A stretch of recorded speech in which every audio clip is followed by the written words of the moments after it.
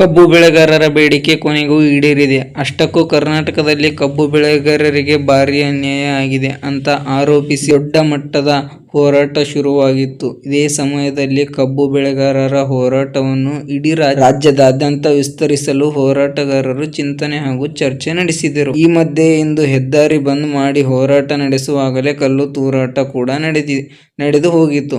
ಹೀಗೆ ಕಬ್ಬು ಬೆಳೆಗಾರರ ಹೋರಾಟ ಜೋರಾಗುತ್ತಿದ್ದಂತೆ ಈ ಬಗ್ಗೆ ಎಚ್ಚೆತ್ತುಕೊಂಡ ಸಿಎಂ ಸಿದ್ದರಾಮಯ್ಯ ಸರ್ಕಾರ ಕೊನೆಗೂ ಕಬ್ಬಿನ ಬೆಲೆ 3,300ಕ್ಕೆ ಫಿಕ್ಸ್ ಮಾಡಿದ್ದಾರೆ. ರೈತರು ಮನಸ್ಸು ಮಾಡಿದ್ರೆ ಏನೆಲ್ಲ ಆಗ್ತದ ಅಂತ ಹೇಳಿ ನೋಡಕ್ಕೆ ಸಿಎಂ ಸಿದ್ದರಾಮಯ್ಯ ಕೂಡ ಇದೊಂದು ಸಣ್ಣ ಎಕ್ಸಾಂಪಲ್ ಅಂತ ತೋರಿಸ್ಯಾರ ನಮ್ಮ ರೈತರು.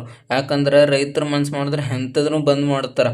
ಹಾಗಾಗಿ ಅವ್ರು ಬೆಳೆದ ರೇಟಿಗೆ ಆದಷ್ಟು ಬೆಲೆ ಸಿಗಲಿ, ನಮ್ಮ ದೇಶದ ರೈತರಿಗೆ ಒಳ್ಳೇದಾಗಲಿ ಅಂತ ಹೇಳಕ್ಕೆ ಇಷ್ಟಪಡ್ತೀನಿ. ಅಷ್ಟೇ ಹೇಳ್ತೀನಿ. ಜೈ ಹಿಂದ್, ಜೈ ಕರ್ನಾಟಕ. ಇಂಥ ವಿಡಿಯೋಸ್ಗಳಿಗಾಗಿ ನನ್ನ ಚಾನಲ್ನ ಯಾರೆಲ್ಲ ಸಬ್ಸ್ಕ್ರೈಬ್ ಮಾಡಿಲ್ಲ, ಹೊಸದಾಗಿದ್ದೀರಾ ದಯವಿಟ್ಟು ಸಬ್ಸ್ಕ್ರೈಬ್ ಮಾಡ್ಕೊಳ್ಳಿ. ಅಂದಂಗೆ ಏನಂದರೆ ಸಿಎಂ ಸಿದ್ದರಾಮಯ್ಯ ಅಲ್ಲ, ರೈತರು ಮನಸ್ಸು ಮಾಡಿದ್ರೆ ಇಡೀ ಕರ್ನಾಟಕನೇ ಬಂದ್ ಮಾಡ್ತಾರೆ. ಆದರೆ ರೈತರಿಗೆ ಅದು ಬೇಕಾಗಿಲ್ಲ. ಏನಕ್ಕಂದರೆ ಅವ್ರು ಬೆಳೆದಿರೋ ಬೆಳೆಗೆ ಕರೆಕ್ಟಾಗಿ ಬೆಳೆ ಕೊಟ್ಟರೆ ಅವ್ರು ಯಾಕೆ ಈ ಥರ ಹೋರಾಟ ಮಾಡ್ತಾರೆ? ನೀವೇ ಹೇಳಿ ಫ್ರೆಂಡ್ಸ್. ನಾನು ಹೇಳಿರೋ ವಿಡಿಯೋದಲ್ಲಿ